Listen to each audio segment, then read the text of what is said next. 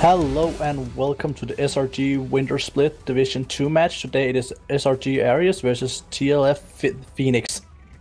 Indeed. Hi. Yes. Yeah. You want to do it? Don't yourself, interrupt man. me. Do it. Okay, so yeah, I am Milo. I'll be casting today with Karen. Hi. I've already made my entrance today. Yes. So Karen, today we have an amazing series ahead of us. Are you excited for this? As always, I guess I should say and could say as well. We do have two teams that are currently sitting in the top of the leaderboard for Division 2. So today's match will actually be the one decisive for who will be in that lead for the remaining few days, to say the least. Yes, and you just made me a nice roller coaster. Thank you. So we are just going right into. With us we do have Nils, who is currently the new coach of Aries. Hello, Nils. Hello. Can you explain a little about yourself, as you are brand new as their coach? Yes, so my experience is I've played League for 2 years, and I haven't done really any coaching, except for the small amount I did for 2 weeks here in Serenity Gaming. Okay. And also with us, we do also have the top laner, Ra, from Aries as well. Hello, Ra. Hello. Excited about the match today? Yeah, I think it's gonna be fun. Exciting too, so. So, Nils, we're curious, now that you're new, what is your approach to coaching this team? Coming into a new team, I think it's important to the main point is it's easier to change one person rather than changing five people. So what I did is, of course, I'm adapting to their playstyle instead of changing all of their playstyles. Hmm? So what are you expecting from the team? Are you expecting? Are you going for the Division 1, or are you just expecting like a good showing in Division 2?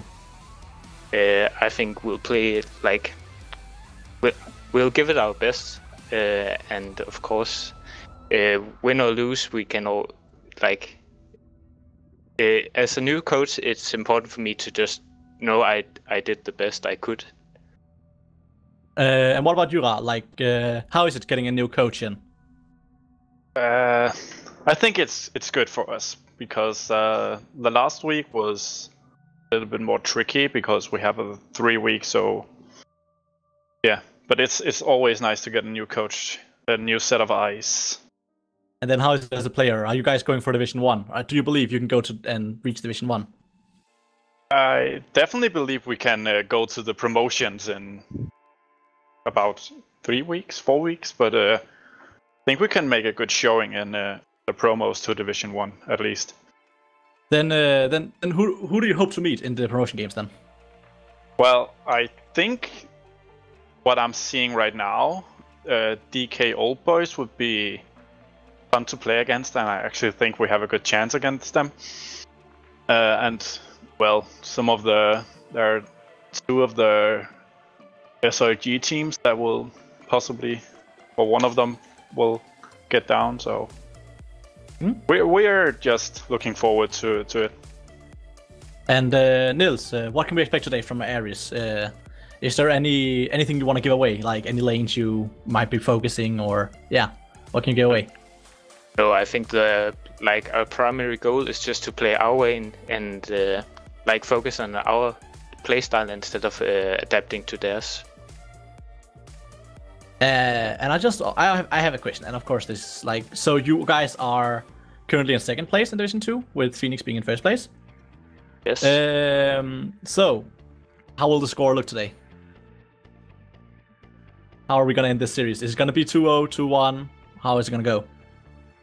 I can't really tell because I don't really have any experience playing against these guys. So I have only gathered as much as I can from my players and their experience.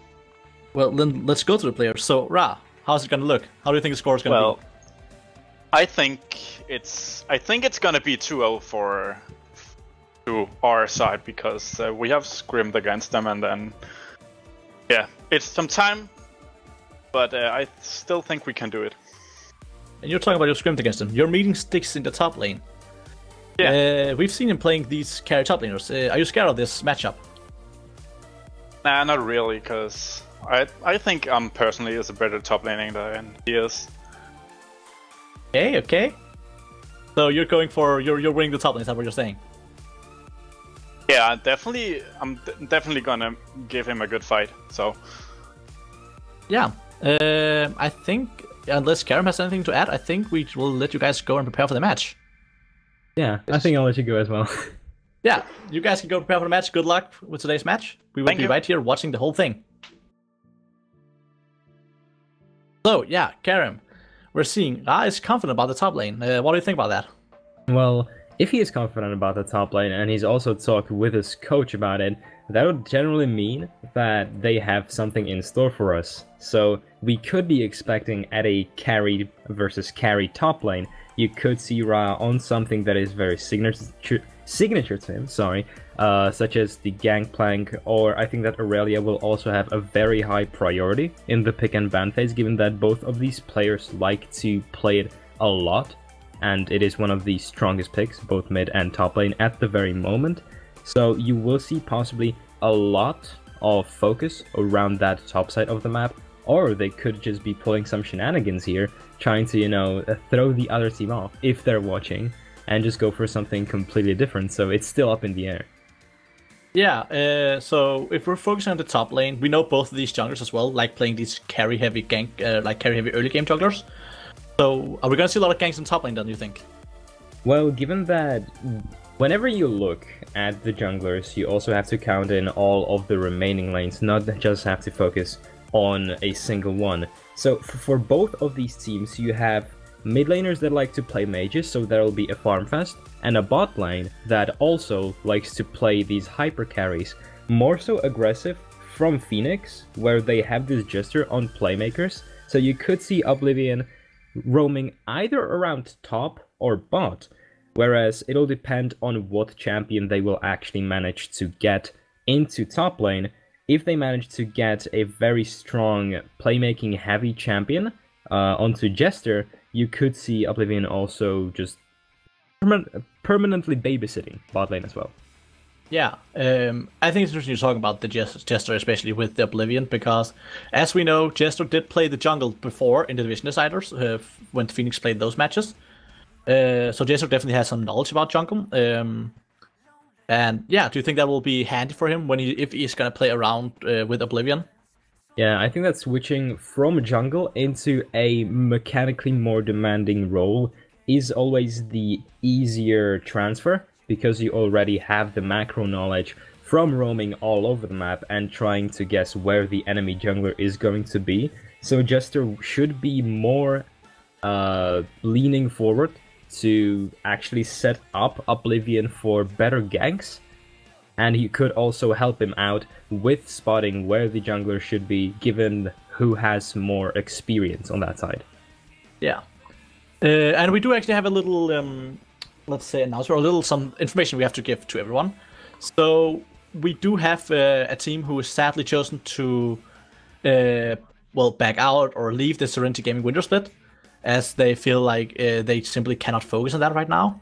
That does mean that sadly T4 will be leaving the Division 2, and all matches with including T4 in the first half of the Wintersplit will be forfeit and be given. That means that all the future matches that T4 was gonna have is gonna be 2-0s. Yeah, I'm not sure if the points have been accounted for already. However, that means that for now we won't be seeing a reschedules or anything, so for you viewers it actually won't really transfer into anything magnificent. Just know that T4 have pretty much FF'd the entire Wintersplit, so yeah, don't expect to see them in any of the games. No. But how much do you think this will actually mean for the teams? Because this does mean that we will have 3 weeks, like 2 free weeks instead of just one as we have right now. We will have some of the teams won't be playing, we'll have 2 free weeks. I'm tripping over my words today. But what do you think this will mean for the teams? Well, generally whenever you manage to get a free week, it will either be really great for them, in the sense that if they manage to get their free time be spent productively, and scrimming, well, productively, you know, playing video games, you know what I mean. If they can spend that time preparing for another opponent, it will be more beneficial to them than if they had to scrim, or, well, not scrim, but play against T4. On the other hand, if they don't really fulfill that role and instead they just like go out and drink or something like that, not that, you know, I'm accusing them of anything, but if they decide to seek out some other endeavors?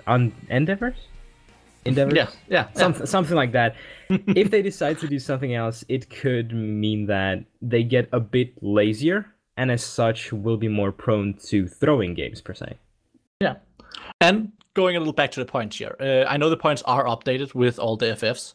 This does mean that the teams that have already played against them are in point-wise a game behind, of course. But yeah, this also does mean that Aries and Phoenix, Aries at 9 points, Phoenix at 8 points. If Phoenix takes this 2-0, they're actually in the first place. Meanwhile, if they take it 2-1, it's even, and if Aries takes it, well, yeah, they're even more ahead then. Yeah, however, both of these teams are still very close points-wise. Aries is still sitting on those 9 points. Phoenix does have 8. However, if they manage to beat Aries 2-0, it won't be that detrimental for them, because it will still be an even battle in the top spaces of Division 2.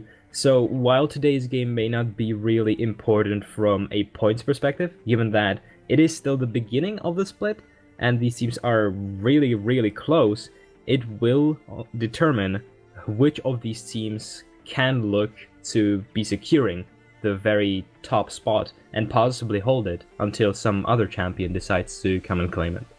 Yeah, and you're saying it's early in the split, and it kind of is, but as you and Kashka pointed out yesterday, we are halfway through the first half now. This means that your points right now matters, because if you've won all your matches in the first half of the first half, it means you're at least in a good spot to go to the promotion games. Yeah, and this will just increase the discrepancy between the top teams and the bottom tier teams. So if you are someone like a T4, which at least until now we're sitting at 0 points, or Dorado or T2, and you see all these teams just sort of starting to climb up and up, you will have to start getting worried, because while you may have been considering trying to go for that Division 1, that chance will start to slip away from your grasp ever so slightly. Yeah, but though Division 2 is still exciting, like, everyone is close. We have 2 teams at 4 points, T2 and Dorado. We have Pegasus at 5 points, Cepheus at 6 points, Phoenix at 8, and Aries at 9. Like, they're all still so close. And I do believe we're gonna have an amazing last half of the first set. Of the first half? Yeah, I think we're gonna have an amazing end here, because it's still everyone's game basically at this point. Everyone can still climb up if they really get these games in. Yeah, it really is. We have already seen some of the underdog stories be created, just basing off of how the point standings are at the very moment. So if we see a team like Dorado or T2 or even Pegasus just sort of skyrocket through the table, that'll be very interesting to see. But we've already seen that most of these teams are starting to try and cement themselves, especially in the top 3, with the Aries, Phoenix, and Cepheus. So while it can seem that the standings are sort of starting to get set in their foundations, again, it's still up in the air, and literally anyone can still run over and try to grasp that one Division 1 spot from them. Yeah, and just to take it back a little to today's game. So Aries, they had a free week last week. That means they didn't play any matches. They basically had a week where they could just focus on, well, training, scrimming, however they do it. Meanwhile, Phoenix played against T2 and won 2-1. How do you think this will affect them? Do you think Phoenix is an advantage? They got to play a game. They got to play against T2, which was a harder match where they even lost one. Or is it an advantage for Aries, who got some free time? They could kind of take a step back from the Wintersplit and, like, train. Well, we've mentioned this a lot in our streams, but the momentum does... Well, the players really do have to rely on the momentum So Phoenix right now, they will be pumped from still sitting on essentially undefeated since week 1. So they will be really happy with how the Wintersplit has been going for them. And on the other hand, you have Aries who are really just calmed down after the free week last week. So you will have both teams fighting at full force, essentially. Or at least that's what I'm hoping for to happen. Oh, yeah, definitely. And you are talking about this. So Phoenix, they are undefeated. They went 3-0 first week, went 3-0 week 2, and last week they finally dropped a game against T2. True, and T2, it was an interesting match. However, I don't think that it will destroy the morale of Phoenix too much. Losing just one game doesn't have to necessarily mean anything in a best of 3. It is the advantage of this style that we have in a Wintersplit, that it's not just best of 1s where you get essentially a coin flip sometimes between who gets the better draft. In best of 3 it's more skill based, I'm going to say. So Phoenix won't be necessarily too down on their luck just yet. However, anything could change today with Aries. Yeah. And meanwhile, if we look at Aries as well, week 1, 2-0. Week 2, 2-0. And as I said, week 3, free week. So this means that they definitely they've been having a dominance showing as well. Both of these teams, first 2 weeks, they went and won 2-0, easy. So both of these teams have been having a really dominant showing. I think that's why this is a really important match for both of them. We did talk about it. They are the top 2 teams. They both had a strong showing so far. This could maybe even be the deciders of who's going to go to play the promotion games. Or maybe both of them are going to go play it. And this is just a decider of who's going to get the first place and who's going to get the second place. Yeah, today's series could just completely flip the things around in the standings. While it wouldn't be the most expected thing of all of the events that have transpired throughout the Wintersplit so far, it is still a possibility that after this game, one of these teams just sort of tries to tilt off the face of the earth, and they can also drop just completely down, which would allow for more of these teams to try and rise up. So today's match can have these big lasting impacts, just depending on what the mentality of the players is, and I think that will be very interesting to look at over the course of the next week as well. Yeah, I want to kind of point out something about Phoenix. So we had Phoenix who played in the Division Deciders, and they lost, if I'm not mistaken, they lost everything in Division Deciders. They even lost 2-0 to T2 back then. And now they went. They did actually. They lost 2-0 to T2 in Division Deciders. And now they went and flipped that around and took them 2-1. They made some roster changes since Division Deciders. They got a coach in. They've been a really strong team so far. Do you think that it helped them play against these stronger teams in Division Deciders? Yeah, the tempo, once again, it plays a really big role on the mentality of the players and what they actually decide to go for in these individual games. You have to remember, these aren't pro players. These players aren't those scrimming for like 8 hours a day. They're still regular human beings. So everything, even these little things where they just come from Division Deciders and go for this big win, means a lot. And I gotta ask the question. So, ranked season ended yesterday. Does this mean that the players are now gonna try more crazy stuff, like to practice that in their ranked games, do you think, and pull it out here? Or do you think it will have no impact at all? Well, I think that it can impact pretty much any team right now. It'll depend once again on what sort of style these players have, if they are more danger-go-lucky, or if they like to play what they have been playing so far, if they're sort of more chilled out, you know, a bit more laid back, and if they just don't want to go for these really huge changes, it could hinder them in the long run, whereas the players that are a bit more adaptable and like to seek out these big changes that shake at the foundations of their gameplay could benefit from it heavily. And I know we've talked about this before, don't want to talk about it too much, but we are getting close to that preseason patch. We are. It is coming. So, what can we expect? Do you think the teams are gonna start playing the comps they focus on in the preseason already, or do you think they're just gonna choose to take it slow and basically take the preseason when it comes? Well, it'll all depend on the actual changes in the preseason and how drastic they decide to be with them. I think that Season 8 was a really great season from just what you can pick and how you can play the game in general.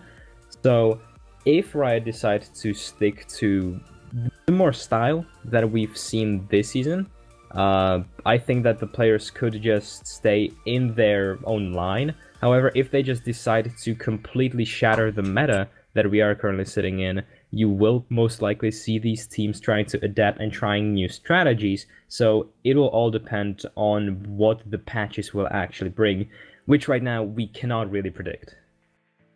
No, we can't. It is gonna be exciting to see how it's gonna change up everything, or if it's gonna change anything. It might just be that these teams have decided that they're gonna stick with their meta in this split right now, and then they're gonna take care of that after the split is over. Maybe they're gonna use the downtime between the promotion games and week 8. Like, who knows? Yeah, it really will depend on, again, what the coaches and the players want to go for.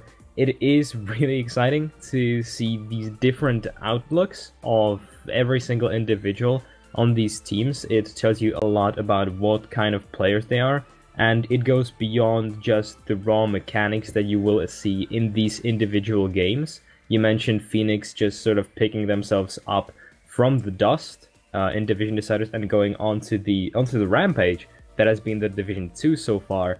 So these longer term stories can also be something really interesting to look at, and I think that everyone should just try and make sure that they are as informed. What's the word I'm looking for? Informed! Yes, I'm a caster, by the way, on these changes. Yeah, so basically, we are just getting closer and closer to the match. There are just minutes until we start. So I am just gonna ask you one question, and I hope you can answer this really well. Okay. I'm not gonna ask you who wins. Don't worry, I can hear that on you. It's not what I'm gonna ask you. Okay, I'm good. Okay, if it's not who's gonna win, I'm good. I was gonna ask you about Nils, actually. Do you think it's gonna have a big effect on Aries having this new coach in, and is it gonna be a positive or a negative one? Well, seeing a fresh coach is always something that you have to take in consideration when you are swapping him out for someone else, and it can really go both ways. If he gotta interrupt you, man. We're starting the pro draft. I'm aware, no worries. If he has a different outlook on how the team should play and it clashes with the team itself, it could be detrimental for them. However, on the other hand, if he is a great coach and he knows what the players want and can adapt to it really well, it could show in today's game. Yeah, so let's go into the drafting. So we are fasting. So we saw 2 fast bans in Vayne and Fiora. It is slowing down a little. It will be the Nocturne removed from Aries. And the Camembert is off the table. Now, Udyr, not something that you see too terribly often. However, I believe that Lazy Panda has played it a lot in his solo queue. Not really a one-trick per se. However, he is that champion that can turn over the game. I do know a little insight there. He did actually play Udyr as a one-trick all the way to Platinum. Okay, that's interesting. So that might be why they're removing it. Udyr can't be a scary champion in the right hands. And taking it off, once again, these comfort picks, you don't see something too meta right now, like the Aatrox or Urgot be banned from either side. Both these teams just banning what they really hate playing against. And Aries will lock that Braum for one-trick Parnstar to make sure that his hyper carry can survive the beginning of the lane. So little fact about Braum, he's actually one of the most popular champions in the split right now. Only one more popular than him is Sensao, who we might be seeing getting pulled out. We did talk about these players being, and as I'm saying it, Fury analyst. These players do like playing the aggressive junglers, and it is stuff like Sensao. We know that he's been practicing it a lot lately, the Sensao, and yeah, I think we are probably gonna have a strong showing on it. So yeah, just as my numbers I was gonna give you guys. So basically, Braum, he's been played in 21 of the 45 games. That's a 46% win pick rate. Meanwhile, Sensao, he has been picked in, if I'm not mistaken, 42.2% of the games. That's a lot of numbers, man. I know, they're flying all over the place. All over the place. What do they mean? They mean that these champions are really popular in the pick, and they are popular for a reason. People don't just pick them because they're fun. In here, people are about winning. They pick them because they know how to play them, they know how strong they are, and it can really be the whole thing, like the whole comp, right about that one. Yeah, and so far what we've seen from most of these teams in the Wintersplit is that they pick often a scaling carry into the bot lane, and the rest of the team goes for some either early game jungler or an early game top laner. Now Phoenix, they are swapping it around. They are picking that Thresh and Lucian, which will have a lot of kill potential in bot lane, and they also have that Xin Zhao, so you will see him roaming around mostly bot lane, which could really could make Ezreal hurt, even though he is one of the safest AD carries in the game, and paired up with Braum, he should be able to survive it, at least 2v2. Yeah, I do. They are removing the Lux from Hallberg. We know she likes playing these mages in the mid lane. But I do believe they're picking up the removed Lucian because of the Braum pick. You don't want to get against that Lucian Braum combo. It is dangerous. And they're picking up a strong combo themselves in the Lucian Thresh, which is a really strong combo. Yeah, and it is the Wife Stealer combo, you know? And indeed is. And Aurelia, in the meantime, has been banned. Most likely from the top lane, given that they really didn't want Stixie on him. On her, sorry. Maybe it's a him, you know? You never know. Stixie is a him, no, but Aurelia is not. But Aurelia is not. So it'll be them, technically. When you think about it, and you bend the logic just a tiny bit. Are we having gender studies right now? Hopefully not. I really don't want to. Anyway, Zilean versus most likely Orianna in the mid lane. It is the mage matchup that we were expecting. Likely just a farm fest. You won't see the junglers roaming too terribly much around it. For now, it seems that most of the focus of both the junglers, really, can be around the bot lane, more so of Xin Zhao, as you will have the Camille in the top, and Graves will likely just want to run in with that shotgun and help his scissor lady out as she just uses magic. What's the lore behind Hextech Ultimatum? I don't know. I'm not a lore freak. Like, she just jumps so in the air. Phoenix and did save the last box. pick as a top laner. They want to go for this counter pick, I believe, and it will be the Cho'Gath locked in. So there, we have both the comps. So before we go into a short break, what are these teams going for? What is their win conditions? Well, Phoenix, they want to snowball. They want to get a couple of early kills on Solution or that Xin Zhao to just wreak havoc in Aries' lines. So you will see a lot of early game fighting in that bot lane, especially, at least from the side of Phoenix. Aries, on the other hand, could try and snowball this Camille to get a really strong split push in the late game and go for a 1-3-1 comp with Graves and Camille in those side lanes, whereas in the meantime, Ezreal and Braum, together with that Orianna, will have a lot of shove potential. So you are looking at a 1-3-1 versus a pure snowball composition. And with that last thought, we are going to go into a short break. Until we get into the game, we will see you guys afterwards. Stay tuned.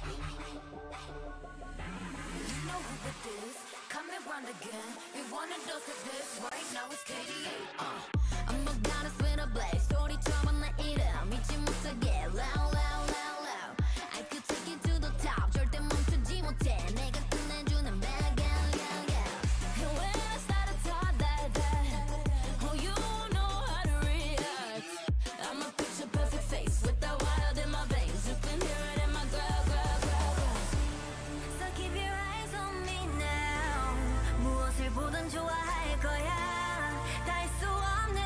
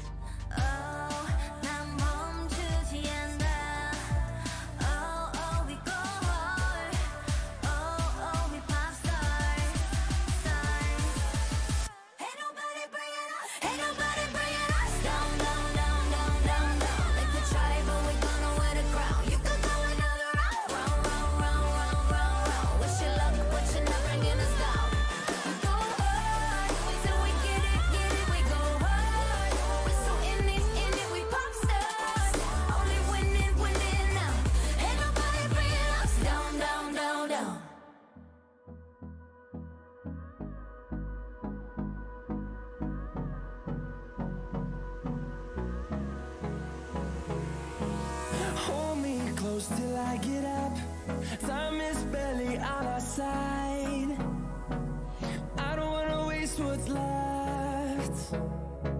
The storms we chase are leading us, and love is all we'll ever trust. Yeah, no, I don't wanna waste what's left. And on we'll go, through the wastelands, through the highways, till my shadow turns to sun rays. And on we'll go, through the wastelands, through the highways, and on we'll go.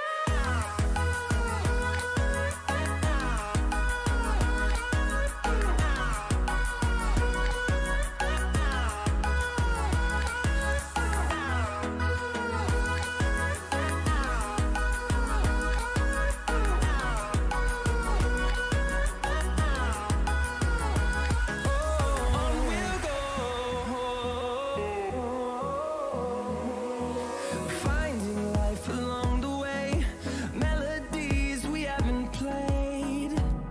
No, I don't want no rest. Echoing around these walls, fighting to create a song. I don't wanna miss a beat. And on we'll go, through the wastelands, through the highways, till my shadow turns to sun rays. And on we'll go, through the wastelands, through the highways, and on we'll go.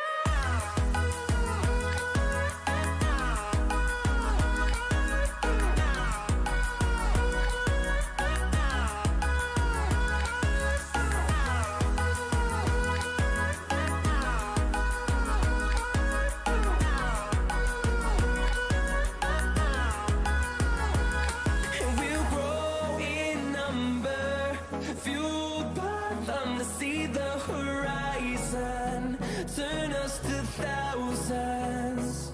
And we'll grow in number, fueled by them to see the horizon, turn us to thousands. And on we'll go, through the wastelands, through the highways, till my shadow turns to sun rays. And on we'll go, through the wastelands, through the highways, and on we'll go.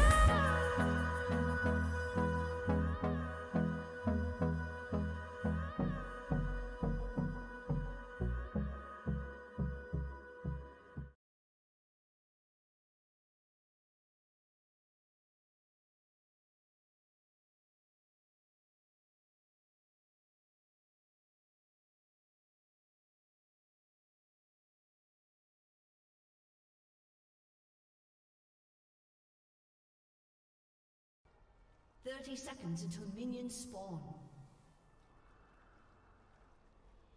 Hello and welcome back to Serenity Gaming Wintersplit Division 2 match. We are having Hi. Serenity Gaming Aries versus Team Lightning Fang Phoenix. Karen, mate, you with me? Yes, I am. That took us a while to get into the game itself. I was having some technical issues. It's okay, it's okay. We understand. We here in the Wintersplit team, Yes. maybe. Minions have spawned. So, tell us a little about these matchups we're seeing right now. We're just seeing some standard defending the entrances as we've seen them 1,000 times. It is always nice to look at, both of these teams just lined up perfectly opposite each other. Just a wholesome little interaction, You likely won't see that later on, as you will most likely have a lot of champions, especially from the side of Phoenix, over in the bot lane, as you do have those two teleports on Zillion and Cho'Gath, and you also have the Thresh with the Ignite. So you could technically be looking at a 5-man dive, just about 9 minutes in. Yeah. As you said. So in the top lane, we talked about how Stixie can play these carry top laners. He chose to go for the Cho'Gath instead. We know we're having Ra playing this carry Camille. How is that top lane gonna look? Well, generally, Camille can shut Cho'Gath down after she manages to get her items.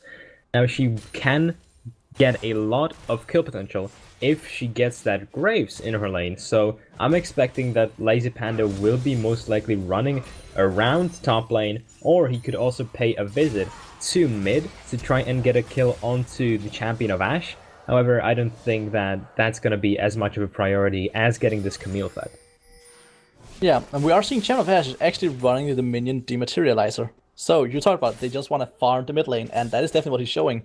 In the bot lane, though, we are seeing, okay, so we actually, One Trick Pond starts already having his flash down, as Desert did go really aggressive with the Flay and trying to get the hook onto him. Yeah, and that means that Braum now won't be available to make some of these big engages. He really isn't the most engage-heavy champion. However, after he gets that Glacial Fissure, especially with the flash, he can set up a lot of these potentially big plays. So taking that flash away from him wouldn't be as great as if you had managed to take it off of Ezreal, who then wouldn't have any sort of mobility to get away from your plays except for his E. But yeah. I think that Phoenix still will be happy with that Summoner spell missing. This, as you said, this does mean that at least One Trick Monster cannot make these engages as much, or at least is more dangerous for him without the flash. But we are still very early in the game, and most likely the side of Aries don't want to fight bot lane at all. Yeah, they didn't want to fight in the beginning, and right now they will be deterred by that even more, as Lazy Panda will just have to go to any other lane, because right now there should ideally be no world in which he should be able to find a kill onto Phoenix there. Yeah, meanwhile we are seeing like the junglers just going their normal routes, just clearing out. Actually, Oblivion just removing a ward I think Lazy Panda put down. And Oblivion is actually 2 levels ahead of Lazy Panda right now. Yeah, Oblivion somehow getting the better of the jungle pathing. Yeah, it definitely seems like it. And we're seeing Oblivion towards the top lane. Do you think he's gonna go for that top lane gank, or is he just gonna farm out and then run somewhere else?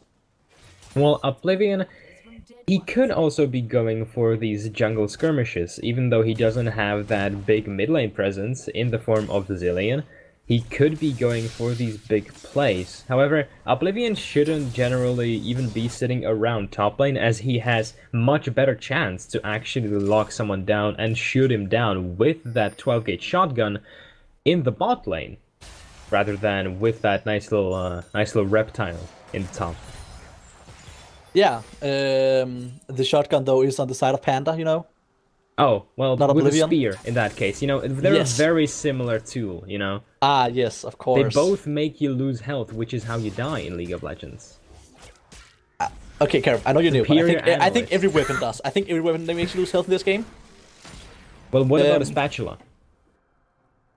What if Jack's a real weapon, man? Exactly, like... Okay. Spatula can be a weapon, okay. Everything can be a weapon.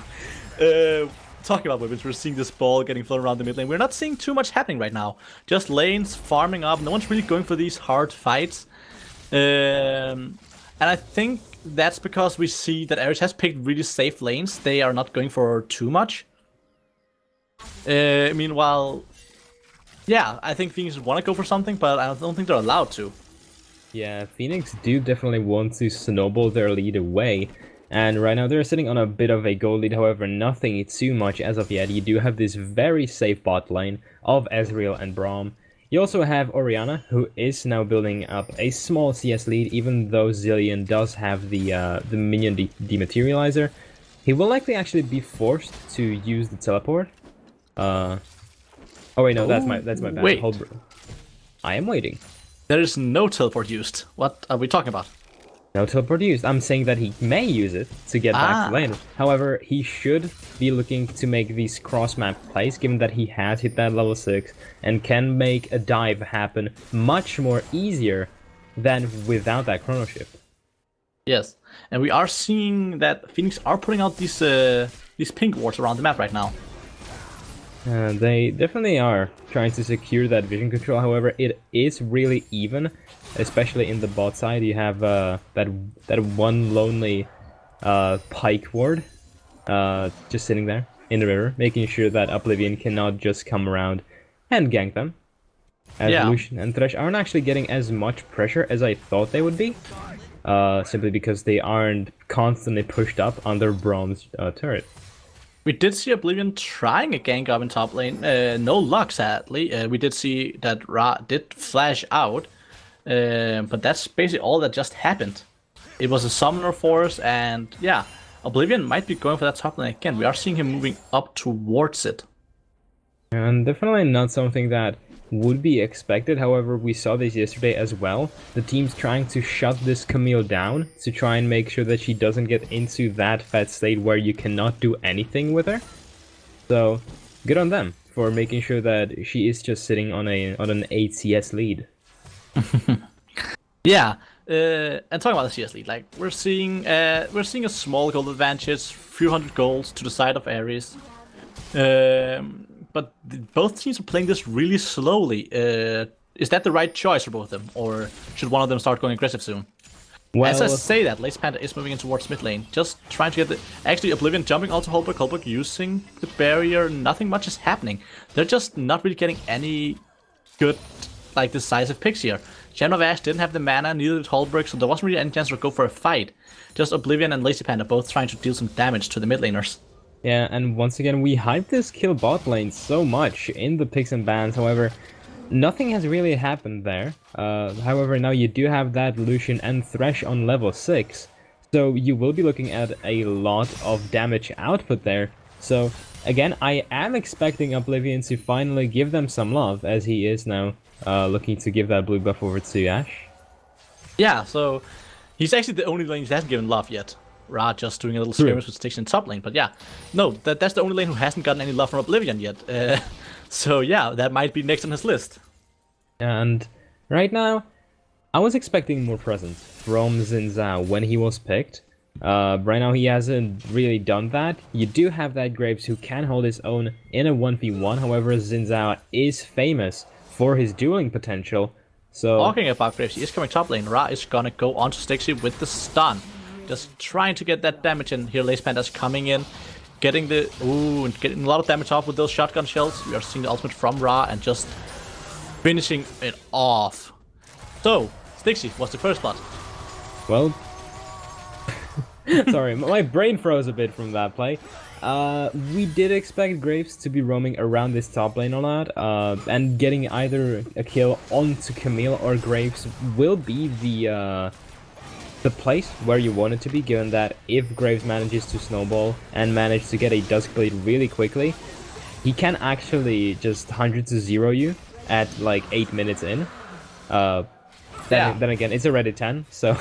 But we are seeing Phoenix responding with the dragon in the bot lane. But meanwhile, Panda and Ra is just gonna go for this Rift Herald. And once again, teams trading their objectives. I really like when people do decide to take the Herald rather than the dragon, and also use it, you know, because that's what you gotta do with a Rift Herald. Oh, Stixie is caught though between Lace Panda and Holberg. Holberg is coming in, but actually, okay. I just got interrupted there because Champion of Ash was following them up. So no one really happened anything. I thought something would happen, but they were scared of Champion of Ash, and Ra didn't feel like staying there at all. Yeah, Stixie did have the flash up as well, so there was no potential way that he could die. He is still a relatively tanky Cho'Gath. That's a 1500 health. So that is so much damage from Champion of Ash with those double bombs. And that's the power of Zilean. He hasn't even finished his Luden's Echo yet, but he already is dealing so much damage. And the trade-off for that is that they cost a lot of mana, which is why he was running the minion dematerializer to try and help him in lane a bit. But if you give Zilean blue buff, you're gonna be one happy chap. Yeah, indeed, and that is also why we see him going for this last chapter as his first one. He's just wanting to get all that mana, so he can just spam those bombs away and show Holberg who is the boss in this lane.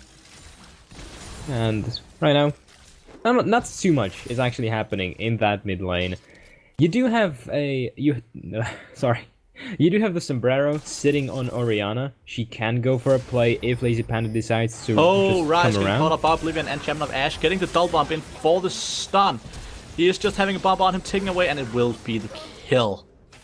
And there is just something about when you see Zilean flash right into your face, stand still, pop 2 bombs onto you, and then you die. Like, that is the biggest... Meanwhile, in mid lane, Jester and Oblivion was in there. Holberg using the ultimate, but it will not be enough. He will just fall down to the damage of Oblivion.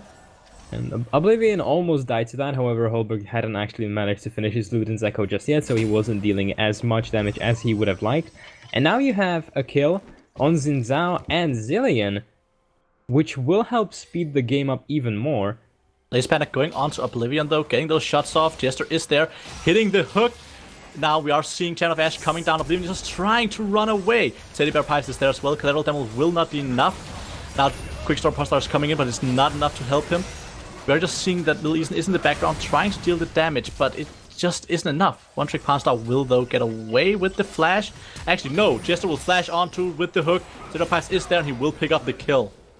And Oblivion almost died 3 times in the past 3 fights.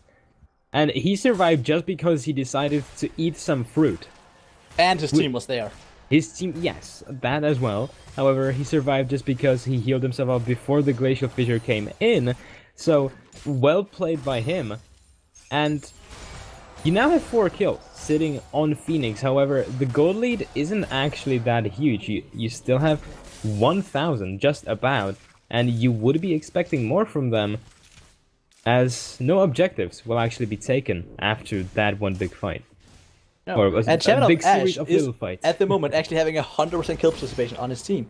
He was there. He was good. He was fast at roaming with his team in every fight right now. And this Zilean really seems to be a really great pick for him. He hasn't actually been able to use the Chrono Shift just yet, or rather, he's been really patient with it. And Albert just using his flash just to get away from safety from Gem of Ash. Nothing much happened. No one noticed he was in taking those raptors. Just let him go.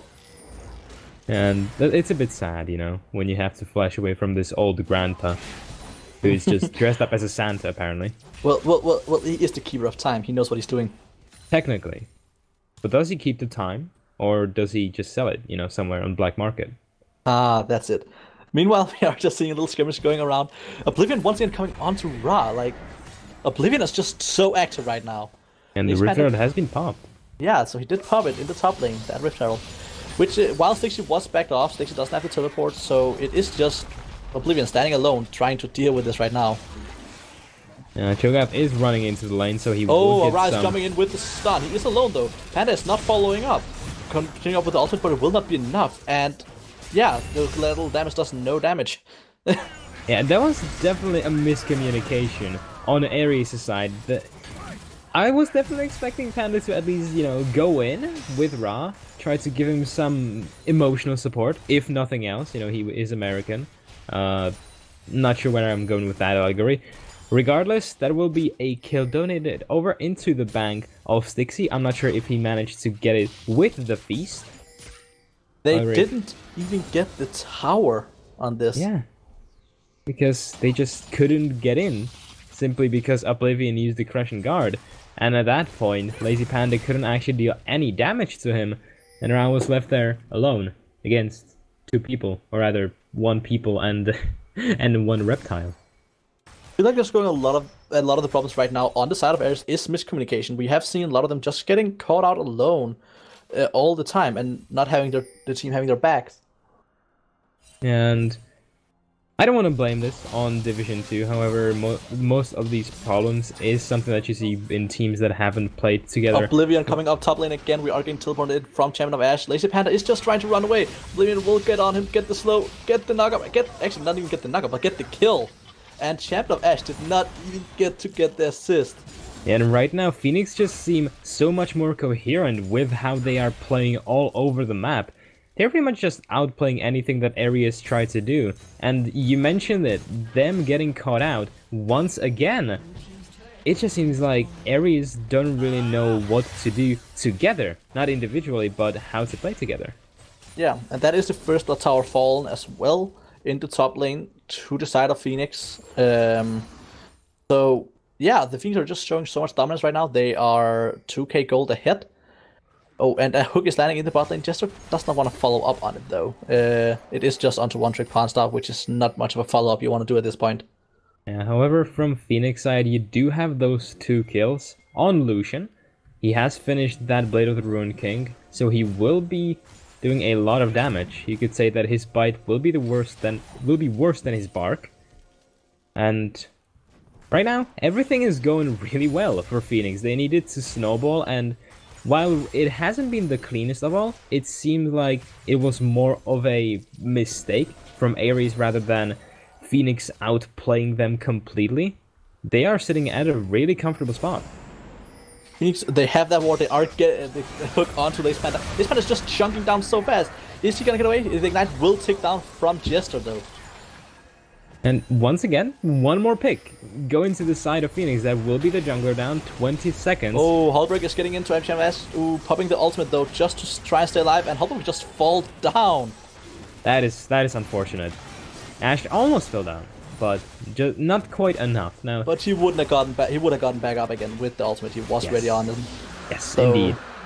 The best answer they have right now is Ra getting the tower in the top lane. But they're Yeah, just and- losing so much. They're losing kills, they're losing dragons. They're losing pressure. Yeah, at least they got something. However, now you have 4 men in this bot lane, and that could be the turret, as no one is there to defend it from the side of Aries.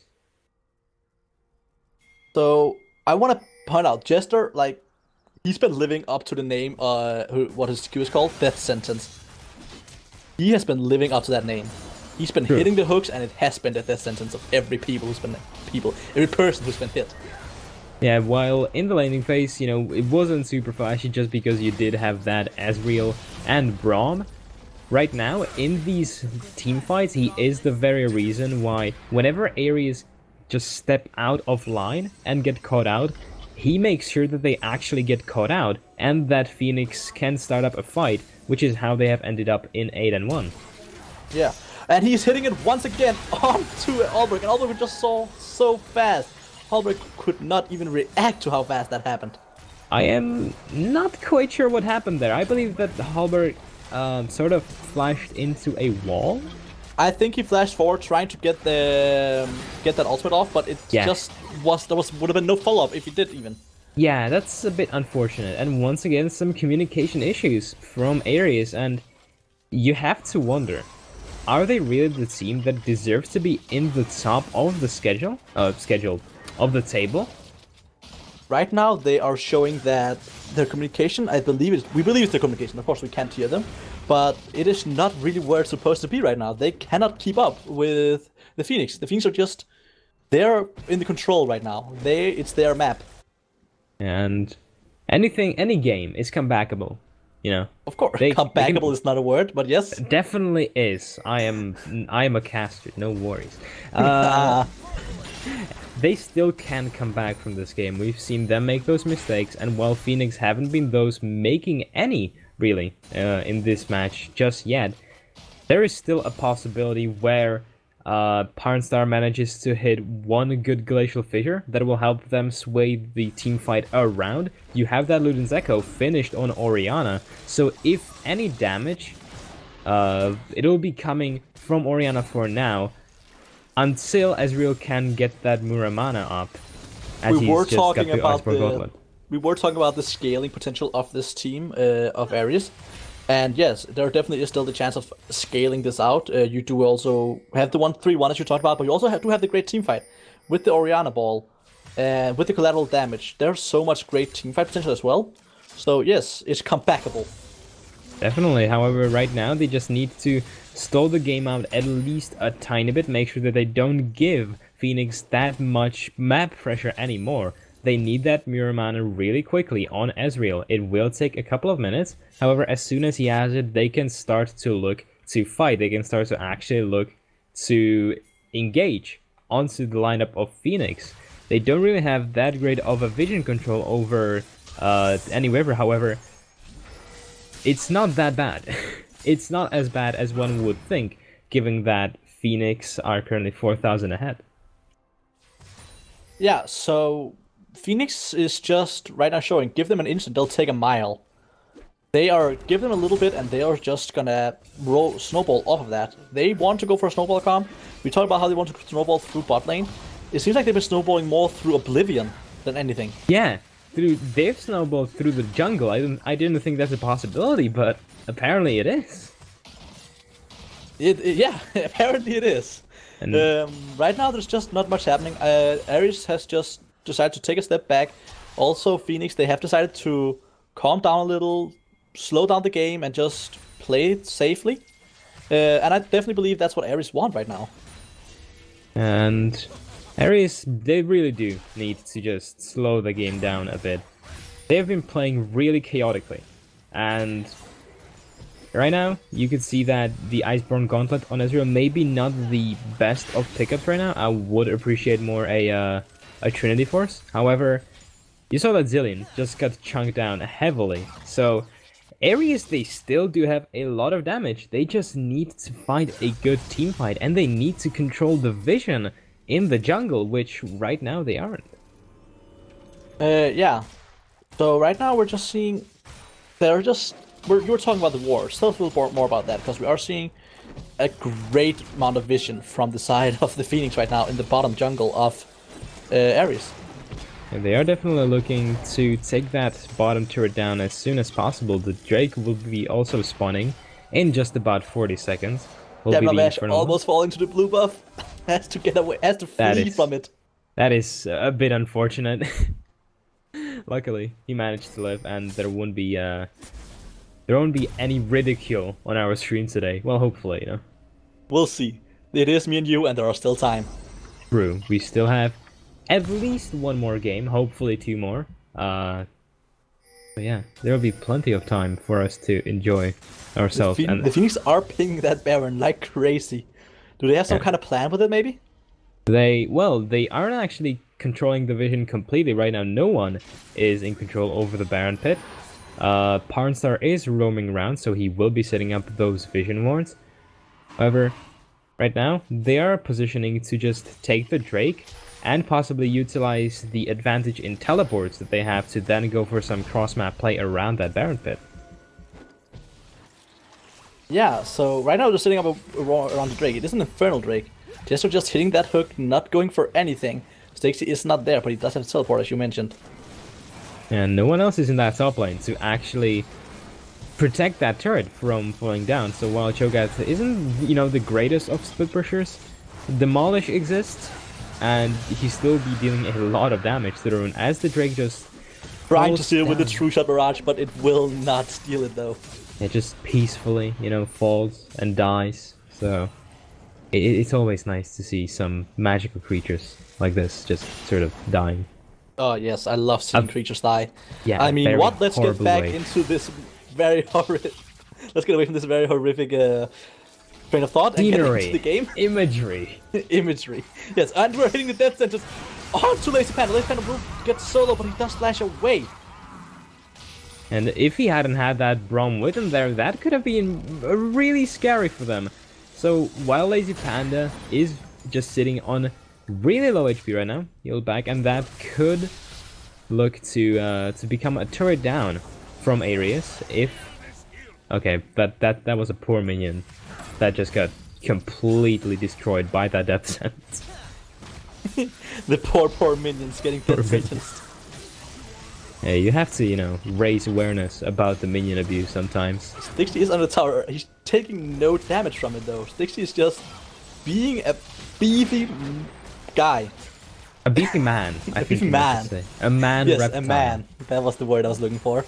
Not anything inappropriate, of course. Yes, definitely. And right now, most of these problems that you see right now is that Camille cannot actually 1v1 Cho'Gath, which is interesting. However, it stems from the fact that she hasn't actually finished a second item yet, and Stixie does have that Righteous Glory and Warmox.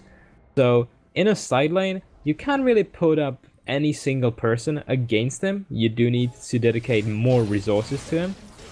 Yes. However, he is pretty much the only frontline of Phoenix. So if Aries managed to get a good engage onto Phoenix as soon as Stixie is gone and blow up 1 or 2 carries without his presence in before he manages to actually teleport there, it could sway things around.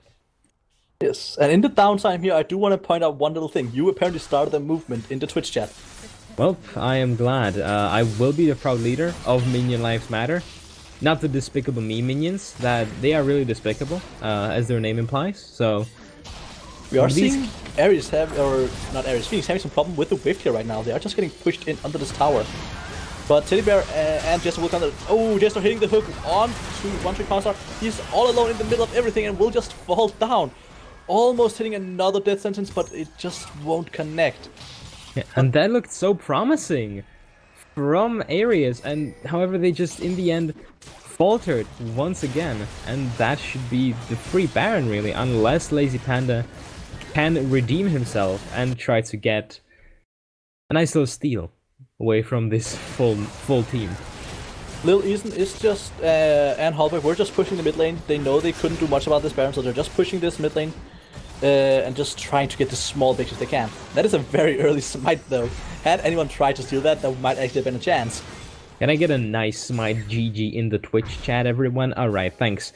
So this Baron buff will actually be really bad for the lineup of Aries, just because they have a lot of wave clear. However, you cannot really wave clear efficiently when you have those Baron buff minions just running at you with all those resistances, especially the magic resist, where Orianna right now is one of the biggest forms of wave clear for them. So if Phoenix right now just decides to run it down mid and take possibly an inhibitor, that could just very well be the game, as Aries will likely just fall down to the minions themselves. Yes, will Phoenix just use this Baron buff just to push up one lane? Are they gonna go for the split push? How are they gonna use this Baron buff most effectively?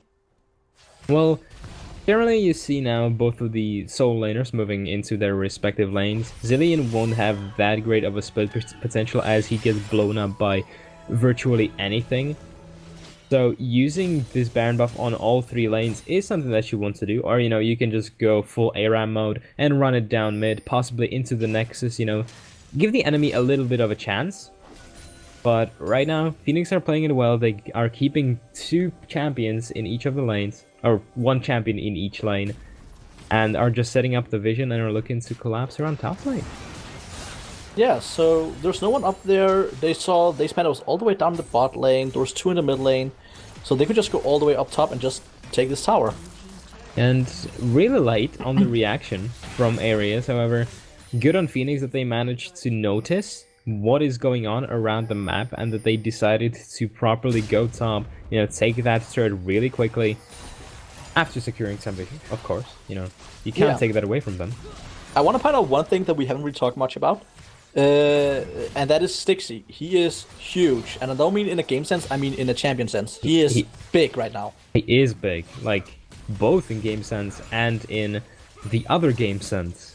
And we are seeing going in with the shockwave, hitting onto, I think it was Oblivion, just getting taken down so fast.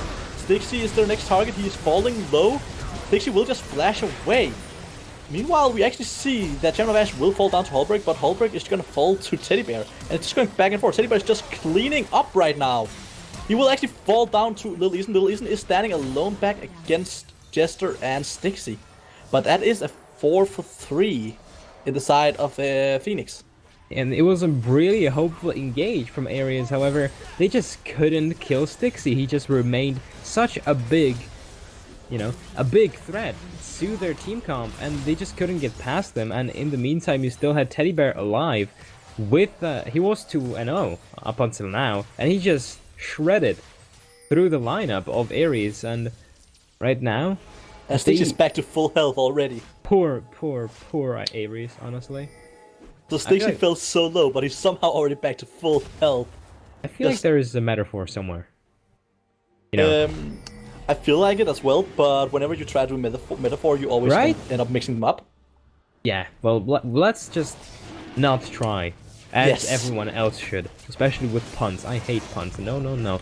Regardless, you now have a 5k gold lead sitting on Phoenix. Again, it isn't the biggest of all, given that they haven't managed to crack open both a Cold One and the inhibitor turrets of Aries, so Aries do have that going for them. However, you have 4 dragons on Phoenix, and as soon as the Elder Drake spawns, if Phoenix just keep this lead, they will just roll over Aries as soon as either Baron or Drake spawns up once again. Can we just get some boo to Karen for that cold one joke? Twitch chat, no. please. But yeah, you're right. There's not much happening right now. They just, both the teams... It seems like Phoenix just realized how strong Aries actually can be. They are respecting them more. You can see they're just playing it slowly again, not going for anything too risky. And I think Aries themselves just realized how strong they are. And now you don't have too many summoners on either of the lineups. When you look at the flashes, you have just one on Ra and Parnstar, and on the other hand, you have one on Oblivion and Jester. So, when it comes down to a fight, you have to remember that you have these relatively immobile champions. We had to use the flash to get away. Well, that's one more flash down. That was so close. Had Ra gotten that stun off, it definitely would have been Oblivion falling down, or at least the ult from Champion of Ash having to be used. And right now, Aries are still showing some dominance. You know, they haven't lost the map pressure completely. They still have those inhibitor turrets, and they are getting to a point where if Phoenix don't build any magic resist, as they haven't been up until now. Ooh, Lace Panda getting hit by that death sentence. He is just alone in the level. What a huge shockwave coming onto Oblivion and Jester. Oblivion is getting the chrono shift. He's not going down though. Meanwhile, Jester is just keep going in. Lilies is just doing damage on the backline. Pawnstar is not falling down. He's way too tanky right now. And in the top, towards the top lane, Styx was just having a little skirmish with Ra, just walking quietly out, no biggie. He's just a peaceful reptile. Come on, just leave him alone. You know, poor lizard. Regardless, we saw that Aries still have a lot of damage, but once again, they couldn't distribute enough of it around the lineup of Phoenix to actually get someone down and get some shutdown gold. It would be really huge on someone like the Cho'Gath or possibly even the Lucian trying to get themselves back into the game with these picks. So Phoenix not falling down is actually really huge. Yeah, so Phoenix is just, they're staying alive, and the chrono shift from Champion of Ash did get used onto Oblivion. Oblivion didn't go down, but the chrono shift is already back up again, so it's no big issue. It only has a 33 seconds cooldown. Okay, that's actually disgusting. It is such a low cooldown, and it is so scary to deal with. Yeah, technically you could use it twice in one team fight. Yes, if it goes over 33 seconds, you could. That's okay. Yes, very good explanation. Thank you. But yeah, it is a disgustingly low cooldown. He doesn't have to save it for small skirmishes like this. He can use it and feel safe that it's going to be up next fight anyways. And the Baron will have spawned, and when you look at the vision around this Baron pit and topside jungle, there is nothing from Aries. Phoenix are just dominating the vision control completely. So while Aries will be going in a 5-man to try and spot something out, if the Baron does go down... He is coming from the side. He's just gonna try and get in, start the fight. That is a very bad shockwave onto only one person. Ra is just jumping onto Champion of Ash immediately. Meanwhile, Jester is falling down to Lil Easton actually. And Ra is just, he's still alive somehow. He does fall down finally to Stixie. Champion of Ash will get the kill onto One Trick Star, and we're just seeing Jellybear Drives is just gonna go through these people immediately. So it's gonna end up being a 4-for-1 this time, and Lace Panda being the only man alive from Aries. However, these chrono shifts were so huge. Champion of Ash is just so patient with them. He didn't use it until he really had to. And he saved someone's life. And right now he saved them the game and the snowman. Because this wasn't just a snowball. That was a lot of snowballs. I said it before, I'm gonna say it again. Give them an inch, they will take a mile, and they showed that here. This will be the first game to the Phoenix in the best of 3 deciders, or best of 3 game versus Aries. Yes. Indeed. Give me a short, what happened? Well, generally, what we can talk about in this game is that for the first 10 minutes, nothing was happening. And then Aries just started falling apart. It was like they didn't know what they actually wanted to do. You had Lazy Panda among all of the other members getting caught out so many times. They just gave so many kills over to the bank of Lucian and Xin Zhao, and after that they could just snowball it, split push, set up so much pressure around the map, and in the end also win all of these little skirmishes from which Aries just couldn't get back from. Yeah, and with that note, I think we are going to go into a small break until we get into the draft of Game 2. Stay tuned.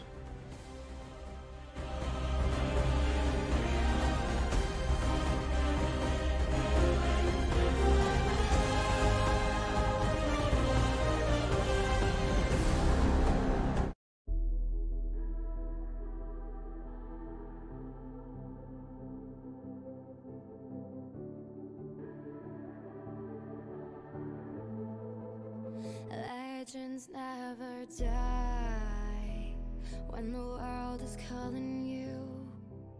Can you hear them screaming out your name? Legends never die, they become a part of you. Every time you play for reaching greatness, relentless, you survive.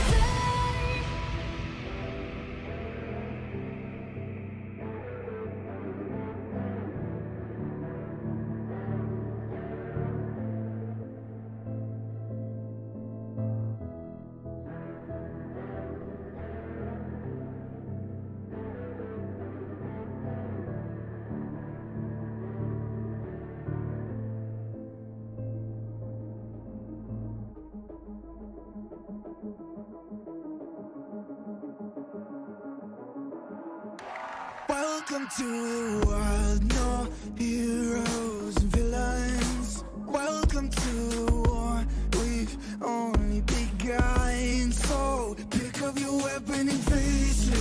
There's blood on the ground, go and take it. You get one shot to make it out alive. So higher and higher you chase it. It's deep in your bones, go and take it. This is your moment. Now is your time, so prove yourself. yourself and rise, rise.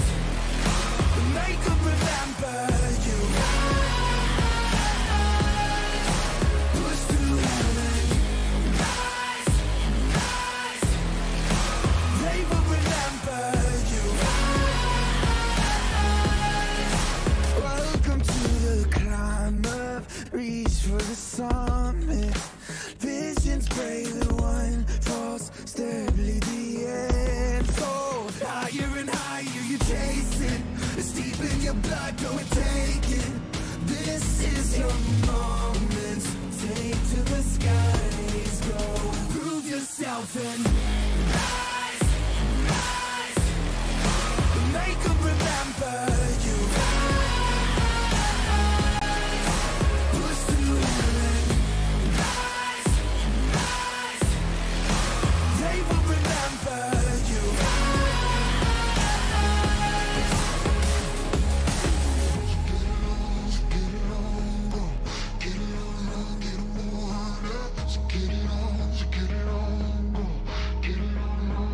It is you fight among the dead, beneath the dirt. Or do you know yet? Or do you want it? And when the giants call to ask you what you're worth, do you know yet? We don't die. Prove yourself and rise, rise. Make them remember you. Push through heaven. Rise, rise. They will remember you.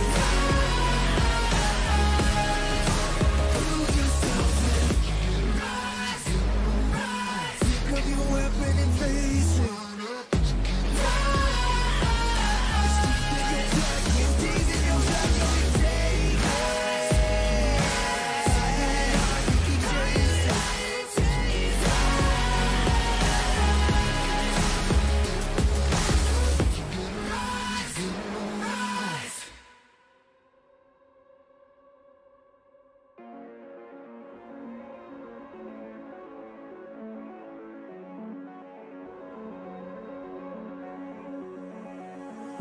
Tell me where do I go? Tell me where do I take us? Your heart is starting to slow. May the water be safe. As I dive in, bloodstains washing underneath the waves. I'll be reaching out to keep you safe. As we fall, I can't hold on much longer. We're drifting down to the other side. Try to pull us under. Keep holding out for the other side.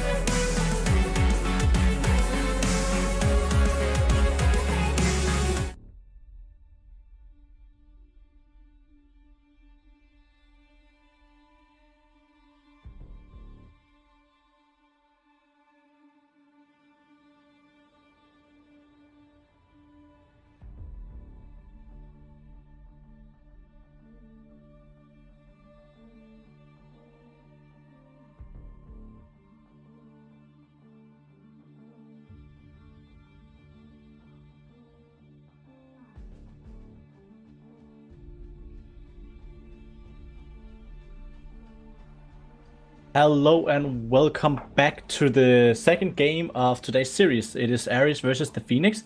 And for everyone who's just tuned in, the Phoenix did take game 1. Yeah, indeed, and we had a bit of a technical issue with getting into the champ select, which is why we're running straight into the middle of it. Both of the bands from every side are looking identical. So I suppose that Aries really do realize that it wasn't based on how strong of picks Phoenix got, but rather just them misplaying a lot and misstepping a whole bunch of times. But they are respecting the Cillian pick this time, though. They definitely are. It really was influential in last game, as Ashe did roam a lot with it, and late game he really showed us that his chrono shifts were so on point that Aries really couldn't do anything or get any shutdown gold, so it makes sense that he's banned out. Yes, the Phoenix are picking up the early Gragas. Is it gonna be jungle? Well, it could be really flexed into pretty much any single lane right now. I believe that I have seen Jester play Gragas a couple of times on the support role in his solo queue, so it could be a Gragas Lucian, which would be a very kill-heavy bot lane, and you have a bit of a repeat of a story with the Cho'Gath. However, Aries, on the other hand, are opting for an Aatrox, so maybe he can bully Cho'Gath out a lot more. Yeah, so we're seeing the Aatrox as the bully. We're seeing the Trundle pick up as well, trying to remove some of that tankiness from the Gragas, from the Cho'Gath. And just, yeah. So we're seeing Aries going for some new stuff this time. While it seems Phoenix like it's is kind of opting to the same thing. It seems like it's a completely different draft from Aries this time around. They still have that early game pressure from Aatrox. They will have that front line in Braum and Trundle, and I'm expecting them to pick up a hyper carry this time around. Vayne has been banned, and Kai'Sa as well, so both of these traditional picks for both of the AD carries are down. You see Lucian on the side of Phoenix, so I think that we'll see Ezreal. The Thresh is getting removed, though. Oh, well, I guess they really don't think that Gragas is going into the support role. He was a scary Thresh last game as well, though, Jester. He really was. He set up so many of the plays, and he made sure that pretty much no one could leave unpunished when they misstepped. Yes, we're seeing the Varus getting picked as the AD carry for the side of Aries. Again, going for this little more scaling AD carry with a lot of damage.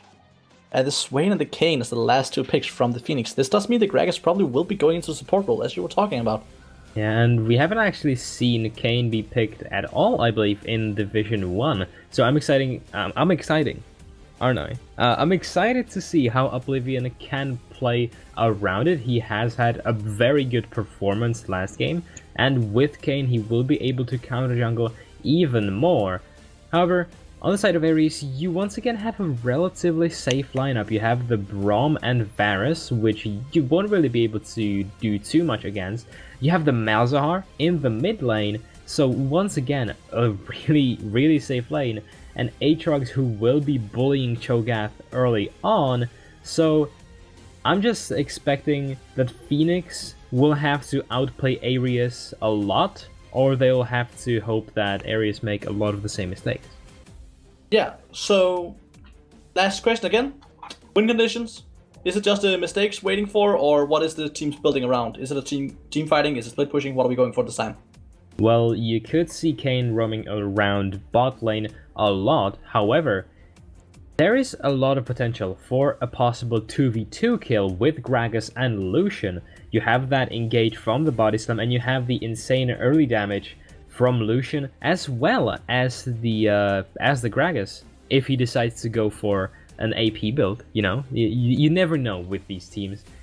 So Phoenix will look to snowball through once again their bot lane. If Swain is in the mid lane, they will likely just once again give him a farming role. Same with Cho'Gath and Aries. They want to survive. They want to give Varus some of the early game kills. Make sure that he can just survive, scale up, and in the meantime have Aatrox pop off a lot so that he actually does a lot of damage in the team fights. Yeah, and I think on that note we will be going into a short break. We will see you guys again as we get into the game, and Minion lives matter. Yes, I mean lives matters. And while we're gone, remember to type in the chat who you think is gonna win this match, the Phoenix or Aries, or minions. Stay tuned.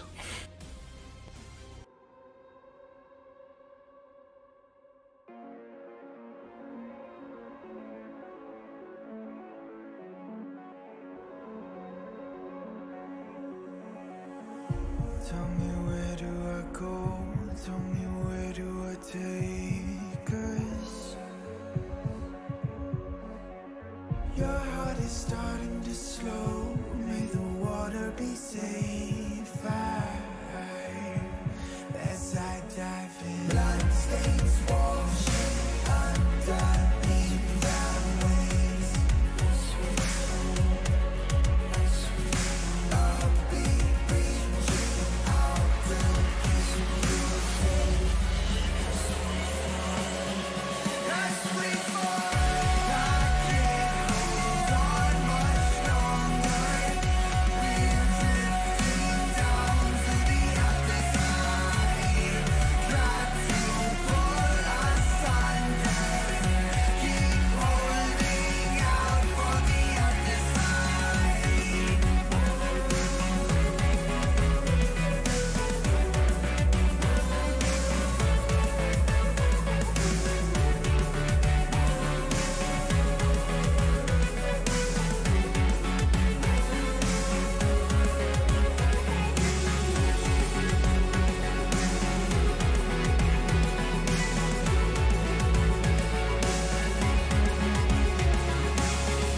Tell me where do I go?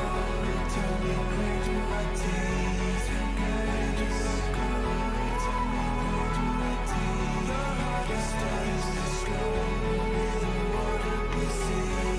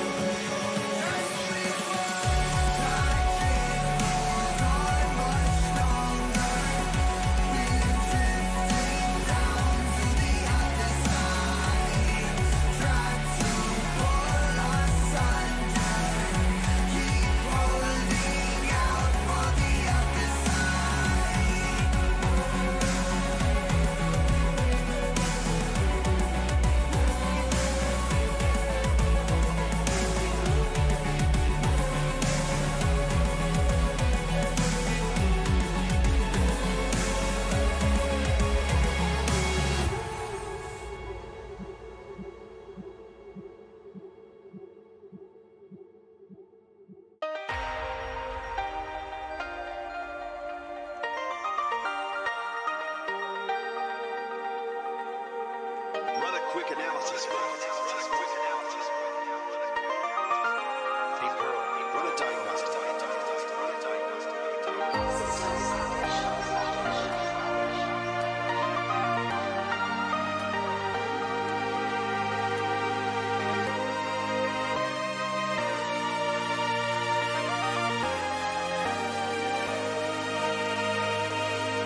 Target acquired. Cannons primed. Scanning for real threats. Non-detected. Non-detected. Pulsar systems online.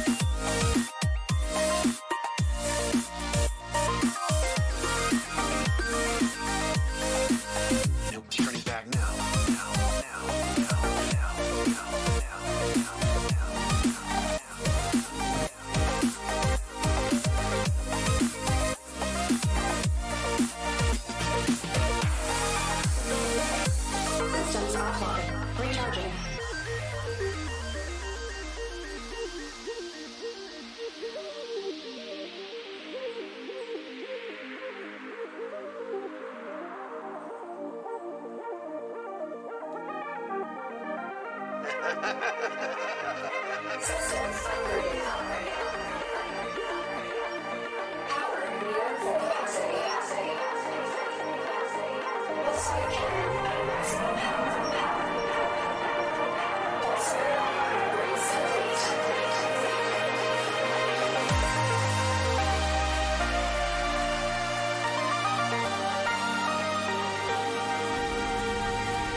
apocalyptic. I'm in.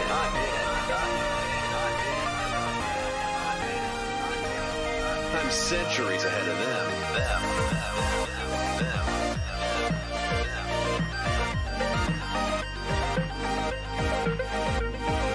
I'll make my...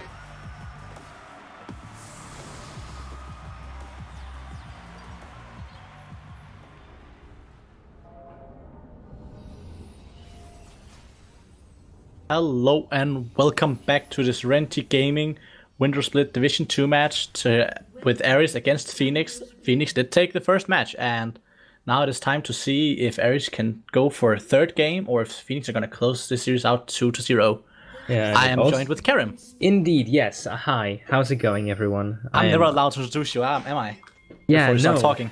No, it's okay. It's about the fluency, I like to get myself in as soon as I can, to explain to all these wonderful viewers the ins and outs, the lefts and rights of everything that's happening.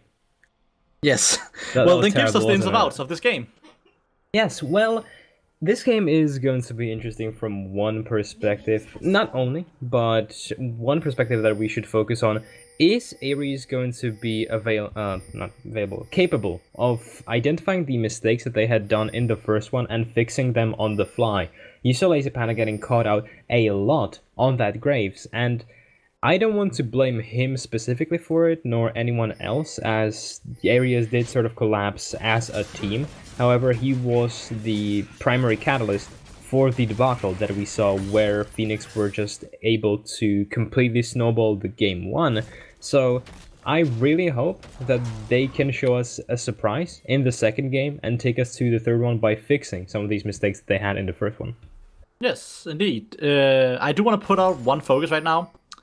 The Meltor skin from Hallberg. Yes. Look at it. It is a Hextech one. It is a Hextech one. It is a beautiful Hextech one. Just want to point that out before we go back into focusing on the actual game.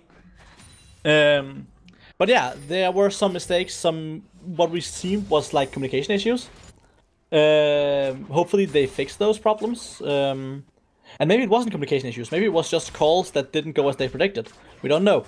Yeah, or maybe it was just individual missteps. We don't see into the minds of the players, unfortunately, though that would be amazing. Not yet. Not yet. One yes, day the technology will be there. And that's gonna be a dystopia, we call it. I want to point out, already in the beginning, Jester managed to steal some wraiths away from Oblivion with the barrel.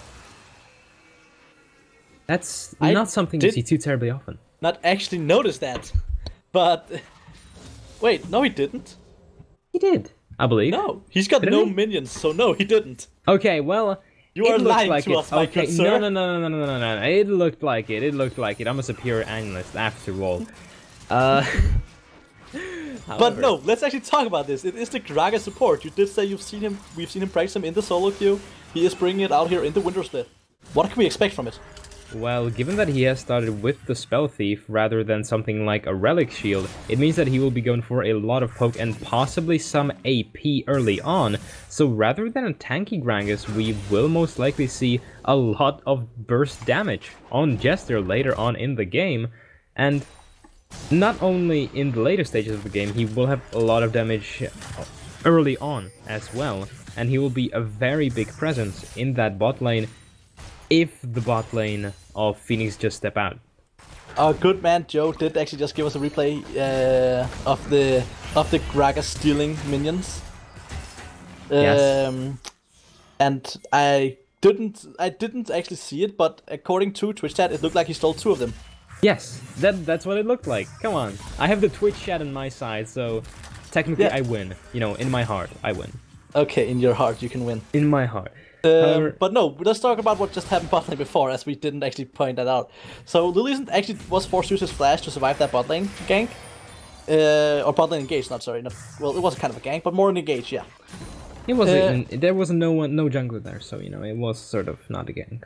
Okay, I need to keep my better focus, apparently, I guess. But no, force the flash. So this time we're seeing them play a little more aggressive in this bot lane than they were last game.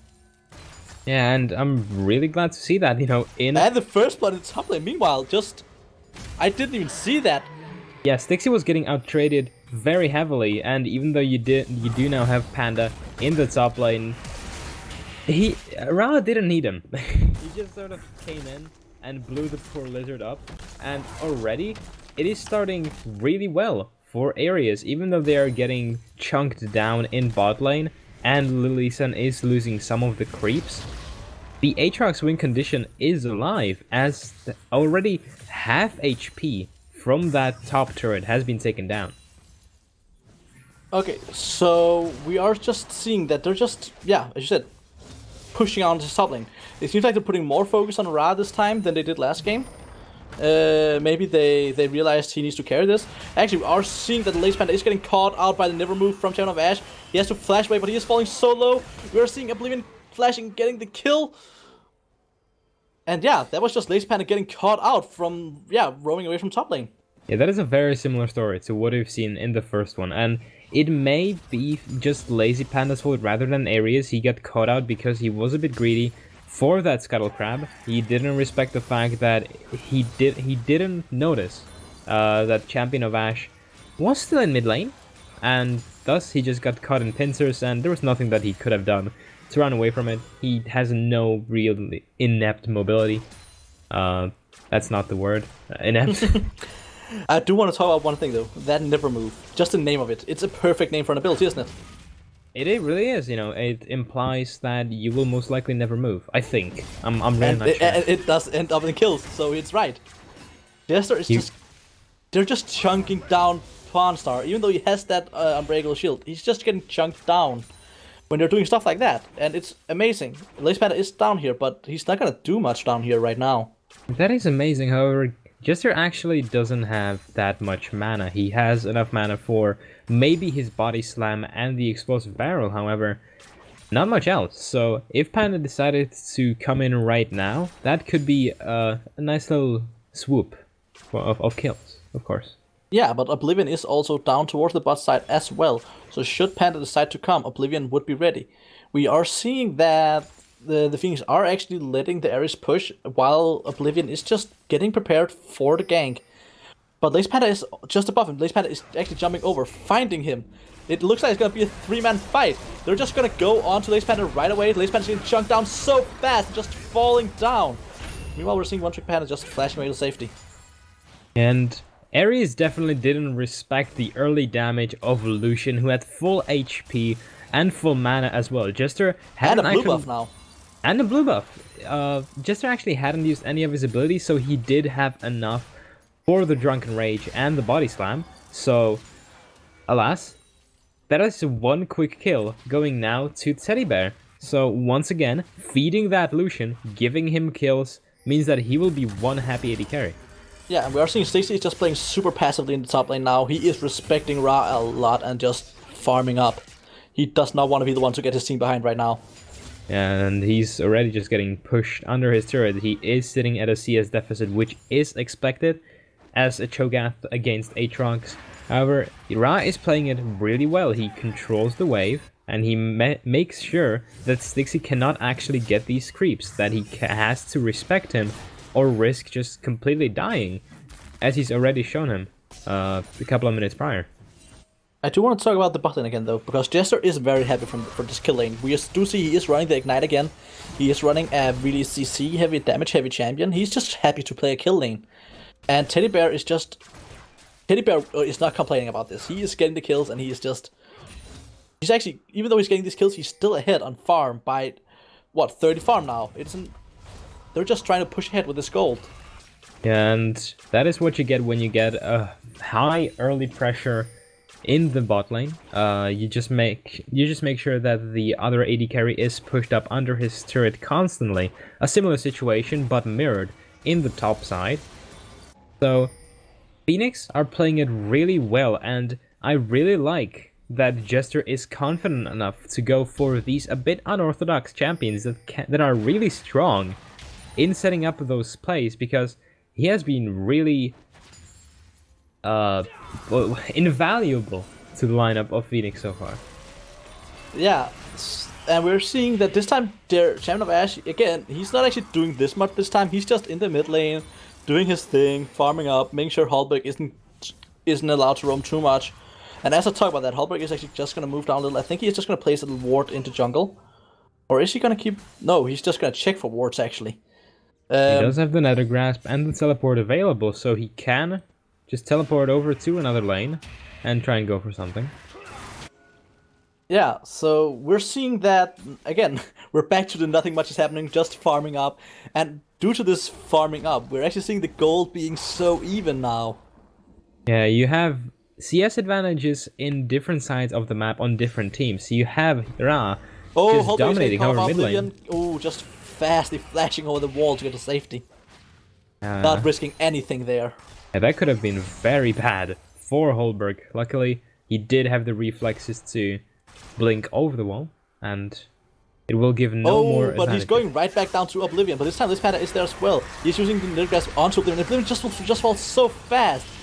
Genovash is going in, he is doing a lot of damage onto Holberg, he is getting the kill, and he's just keeping life stealing with that ultimate, and he will, Blaze Panda flash out just in time, but will he get away? It does not look like he's running to the wrong side of the map. Okay.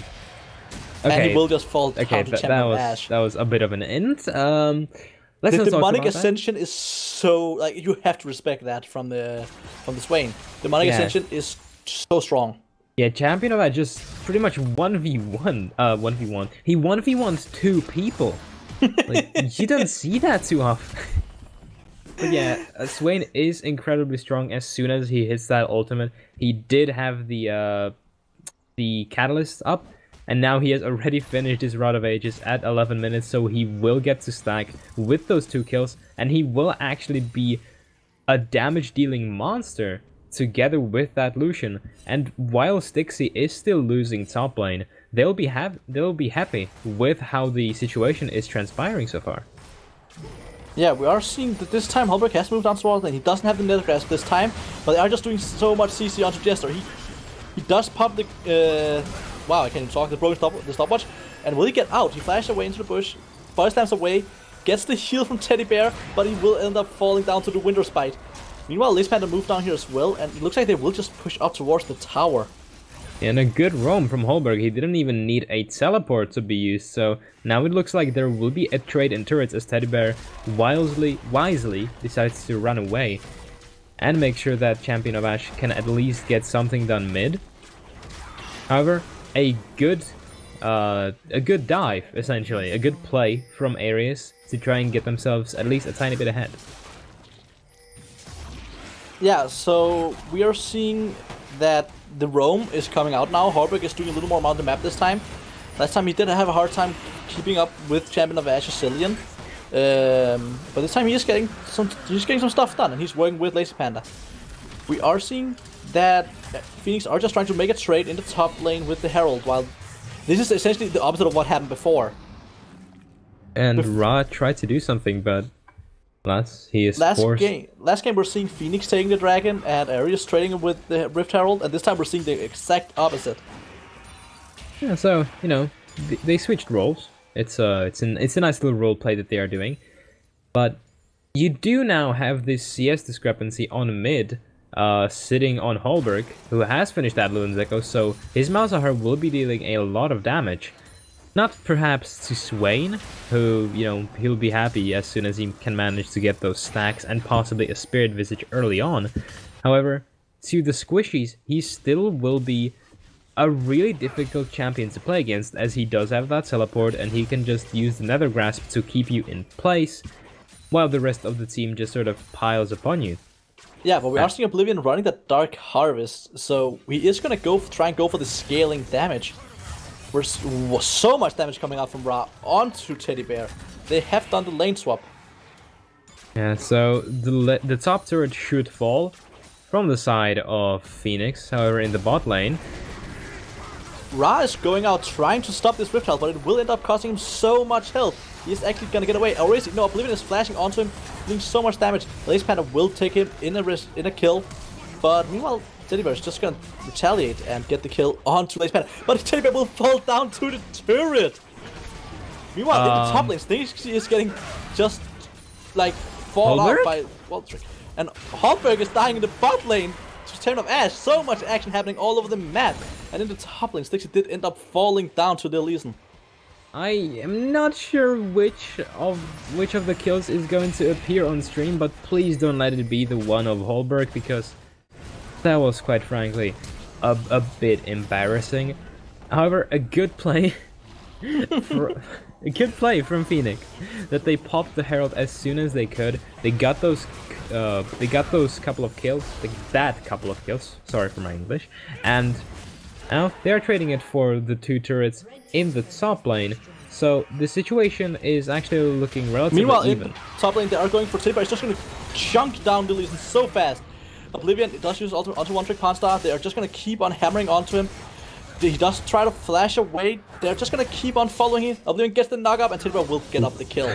Boop. That's what we call a boop. A boop. A boop in the industry. Okay. I am sorry. So, a good couple of No, I'm not gonna let you. Again, Holberg is just gonna use the Nethergrass in the mid lane. Teddy Bear, okay, will dash away. Try and talk, fast, go. I will make sure that before Holberg just comes in with the Nethergrasp.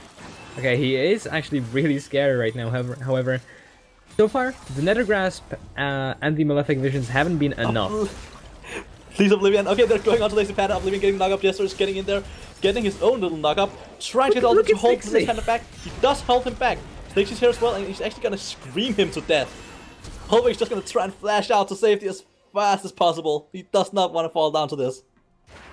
I don't know why, but there is something so funny about this little Cho'Gath running at you at max speed. He did get the screaming death. Yes, there is again a metaphor in there somewhere. However, a good couple of skirmishes now going in the way of Phoenix. They will be getting that little bit of a gold lead for themselves. However, the objective control is still sitting on the side of Aries. They do have that one Drake. They do have three turrets, and Aries and Phoenix have just 2. And if I'm correct, 2 is less than 3. So, I am not a math major, but I do believe you in that. Yes, so objectively, Phoenix are losing on objectives. Yes, but they are winning in our hearts. Oh, yes, in the kills, of course. Well. I mean, yes, in kills. Of course. And now you can look where the objectives have been distributed. You have both of the turrets taken in the bot lane, which means that the side of Phoenix will be more inclined to be taking these Drakes. Baron will be spawning in just about 2 minutes. Oh, the move onto Lazy Panda, onto the tower. Just getting knocked back by Jester as well. He's just taking so much damage.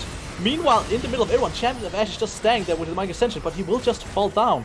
Stixie's in the back line, just dealing with all of them right alone. They're just gonna come try and move in. Stixie's just gonna run out of there.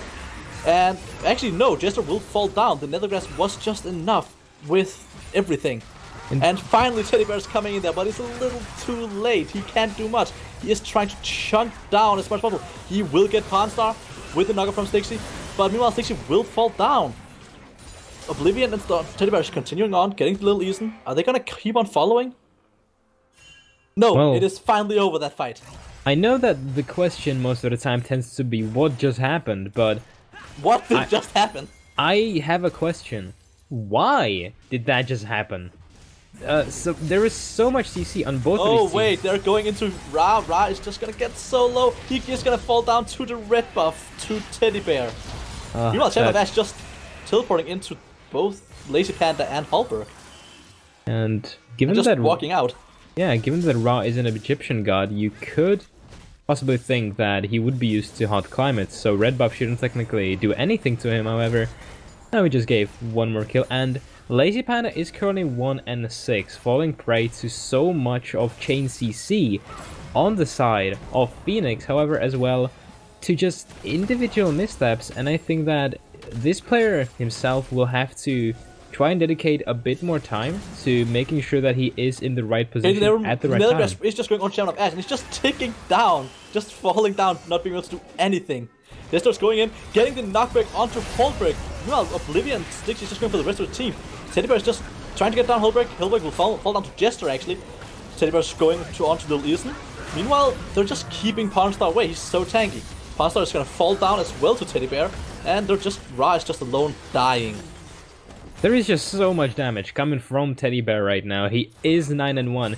He does have almost 200 CS. He has finished just Blade of the Ruined King, but still, he does so much damage, and the Baron will be spawning right now. And the team of it, Phoenix can just come over and take it without any contest. And just what is going on for Aries? Once again, they're just collapsing like dominoes. I will point out Teddy Bear is playing this really well. He is a really scary, dominant AD right now. But I don't want to just give him all the credit alone. He does have a team who is really good at peeling for him. Jester is playing it so well, just making sure no one is touching his AD carry. And generally you don't want people touching your AD carry. Or, you know, anyone on your team, essentially. However, Jester, he was such a big influence on the game with his body slams, with his explosive casks, just making sure that they can constantly keep on fighting in these little skirmishes, similarly to in game 1. And Aries right now, they just aren't prepared to be fighting so many little fights. They will respond with a dragon, but that won't on its own be enough. No, it will not.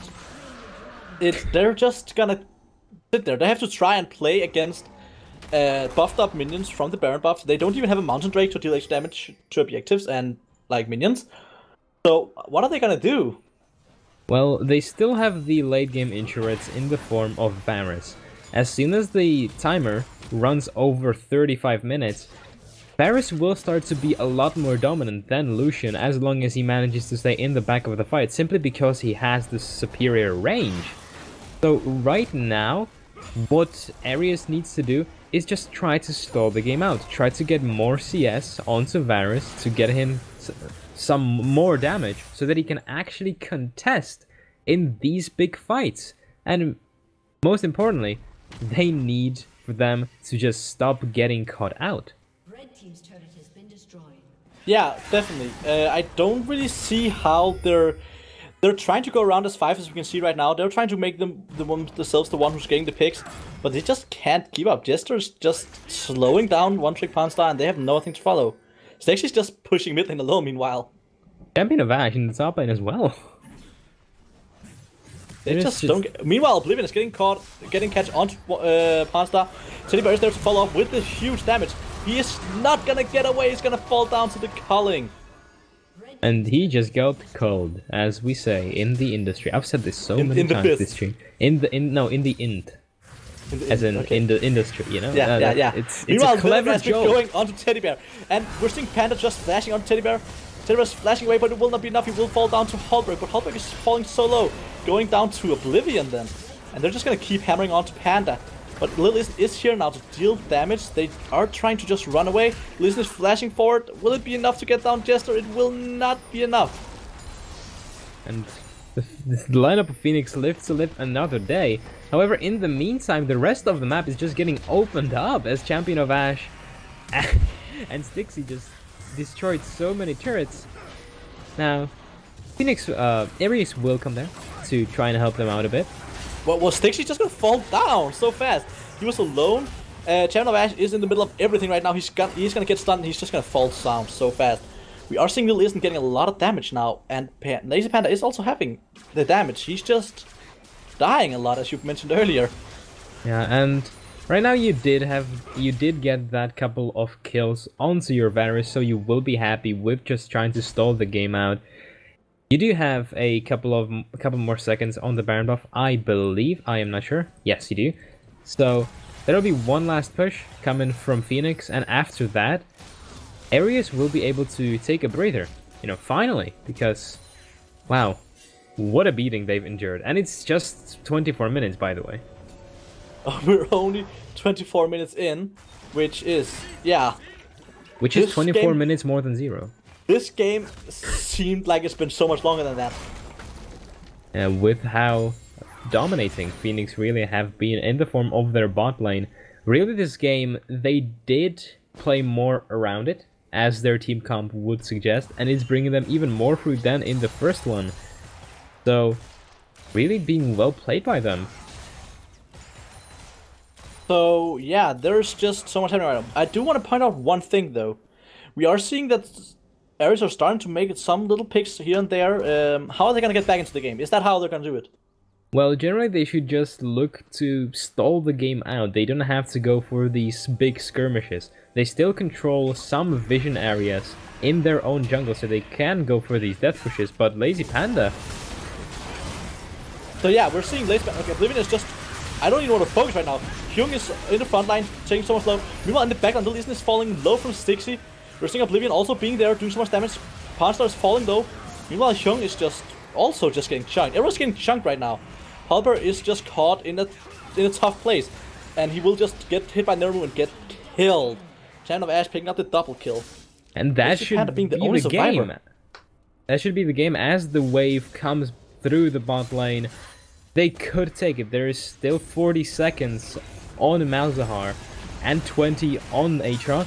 They could just look to either take all these inhibitors or just the game itself. They could indeed. And it looks like they are just gonna try and go for the game. Yes, indeed, they're cracking one open, and the second one, they will be forced off, most likely. Or not, they're just gonna go on to a Panda. Panda's gonna fall so low, he is just gonna walk away though. Jester is tanking the tower, falling really low, but it's not enough to kill him. And it looks like they are just gonna back away, as you said. Yeah, however, they didn't actually get as much from it as they could have if they had just decided to go for these inhibitors. So this really is the best case scenario. Oh, they're not backing up completely. They are trying to go for the tower. Teddy Bear's in a really bad position, but he is going to be able to run out. Nope, Nethergrasp is onto him, and he will actually fall down to Holberg. Holberg is just keeping on. Lil Eason's getting the kill onto Stixie. And this... Aries is biting back. They're not going down without a fight. And this could have been the turnaround. This could have been a turning point just if the Baron had been up. This way they will have to just endure even more minutes of fighting. However, they can still come back in this game. It is still comebackable, as a word that doesn't exist just pops up in my head so often. And they still have that one inhibitor turret, two of their inhibitors, and they have a lot of wave clear, so they can definitely survive and try to stack up even more items on this Varus. So Aries are just gonna go for this dragon. They actually have gotten all the drakes in the game so far. Baron will be up in 10 seconds. We're just seeing... Oh, we're seeing them coming in with the teleport from Stixie. Stixie will just eat the dragon. It is his, not yours.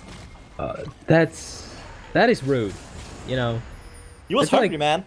He was, but like, imagine that's like when you're at a restaurant, right? And you order something. Will Oblivion go in? This is at 3v4 as we are seeing Jester and Teddy Bear moving up. No, they're just gonna push the mid lane. That is the only inhibitor that is not open yet. Holberg has got his spell shield removed. That does make him more sustainable to getting killed now. And will this be the fight? This will be the fight. Ra will just run in. We're seeing Nethergrass onto Teddy Bear. Teddy Bear is just going to try and stay alive. He's going to try and put out the damage, but he is getting so hard focused. While he's getting hard focused, the rest of his team is just killing everyone. And Teddy Bear he survived. He stayed alive. So I'm guessing that there will be some BGs in the chat after this game, but this should be the BG, the GG. The GG. It is the GG. It will be the 2-0 for the Phoenix versus Serenity Gaming Areas, and this is the game. So, I'm guessing for Phoenix. For Phoenix, it is the game for Phoenix. Yes. Yes. What did I say? Okay. Good. Did I mess up? I probably did. I think so. Okay. Yes. But yeah, it is the game for the Phoenix 2-0. In the chat, you will be able to vote for the MVPs for each team. Be sure to vote who you think deserves the MVP. Because we don't know, really. Like, we actually, but give us some insight. Why would anyone choose either for you, and like either player for MVP? Give us a little insight on these players. What did they do so well in these games, according to you? Well, in my own opinion, you know, in just my humble one, from the side of Aries, Phoenix, Jester was just so consequential to everything that just happened in the entire game. He was always there, and he made sure that he punished Aries on every single misstep that they made. Another person that played really well was Teddy Bear, especially in the second game. In the first one, he didn't really get too much love. However, in the second one, he was just a monster, and as soon as he got a couple of kills on that Lucian, he showed us how strong and dominant he really can be. Oblivion, he had a very dominant performance in the jungle. He pretty much made sure that, you know, he was everywhere. However, Aries weren't just completely defenseless. They did put up a great fight. In the second one, you saw Holberg being a really big nuisance on that Malzahar, as well as Ra doing a lot of damage to Stixie in the top lane. So I am not going to say who I would vote. However, the choice is yours, Twitch chat. Yeah, so we are not gonna give out our votes because, well, Cast your bias. yeah, we're biased as casters. Wait, Of course. No? No, but no, definitely we need to. Yeah, we want to see who you guys has in your votes. We want to see who you guys think should be the winners, if you want to say so. Who done the best? Who did the best? Who done the best? Who done the best? Who diddly done the best? Yeah, but we're just looking. If we're just looking at the results right now as how they look, it is looking. People are having a hard time with Aries and having a hard time with Phoenix to really decide. We are seeing that the Aries one is, well, Panda and Ra are even in 2-2. And we're seeing the Phoenix, we're seeing Champion of Ash and Jester being even 3-3. And Champion of Ash also had a really good game on that Swain. He got that one lovely 1v1 against two people. He was the other damage dealer in the second game, and in the first one he also held his own against that Zillion, I believe, or no, against the Oriana. And I agree, you know, I agree with you people. Love me. Love me, I agree. see me. No, but yeah, we did have some amazing games. Want to give a little insight before we close out today? About a couple of games? Or about the games, about the future, about, I don't know, your personal life, whatever. Give us some insight. Okay, so I don't think that I'll be sharing my personal life too much, as nobody really wants to, hear that.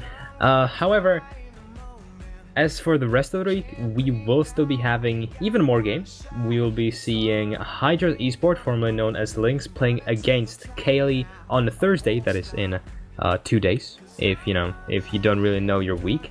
Then on Sunday, from Division 1, you will have Lyra playing against Draco at 4 PM Central European summertime. Just not summertime, wintertime. Hey, it's Wintersplit, haha. And then at 7 PM, Topaz against Hydra. Probably the most hyped up match out of all of them that we have seen so far. So definitely make sure to tune in and, have fun with us.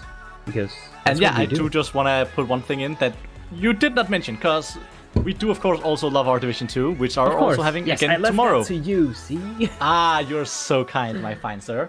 Yes, so tomorrow we are having Dorado versus Cepheus at 19 as well. You will not be seeing either me or Karim, because tomorrow you'll be hearing from Kui and Litzy. I'm looking forward to them. Yeah, they are gonna do great, and of course you're all gonna be so nice and loving towards them. Not at all like a Twitch chat and not hating. Yes. So yeah, Caster lives matter. Caster lives matters as much as minions' lives. And I think that's what we have for today, I believe. So be sure to... Actually, before we go, I gotta be a sellout, because that is my job. Oh god. So be sure to follow us on Facebook, where we are also streaming these matches. Find us on YouTube, where we will also be streaming these matches. Also, the previous matches will be on the YouTube channel as well. Follow us on Twitter to keep up to date with what's happening. Go join our Discord, where everything will be announced and you can just have fun with awesome people. We share 9gag memes. We do indeed. follow us on Battle5, where we will have tournaments in between our splits. And of course, if you haven't already, follow us here on Twitch and just, yeah. So it's gonna be a good time. It is gonna be an amazing time. So be sure to follow us everywhere you can. Be sure to like us everywhere you can. And be sure to remember that Karim is really annoying. Yes, I am. So we will be seeing you guys hopefully again tomorrow when it is gonna be Dorado versus Cepheus. And that is the goodbye from Milo and from Karim. Well, just to announce the MVPs that you put into the Twitch chat and then sort of forgot about it a little. From Phoenix, Jester the Exiled did get the MVP, and from Aries, the Lazy Panda, good job to everyone, donuts for everyone's next week, and yeah, now I'm allowing you to cut the stream, so have a good night, everyone. Good night, everyone.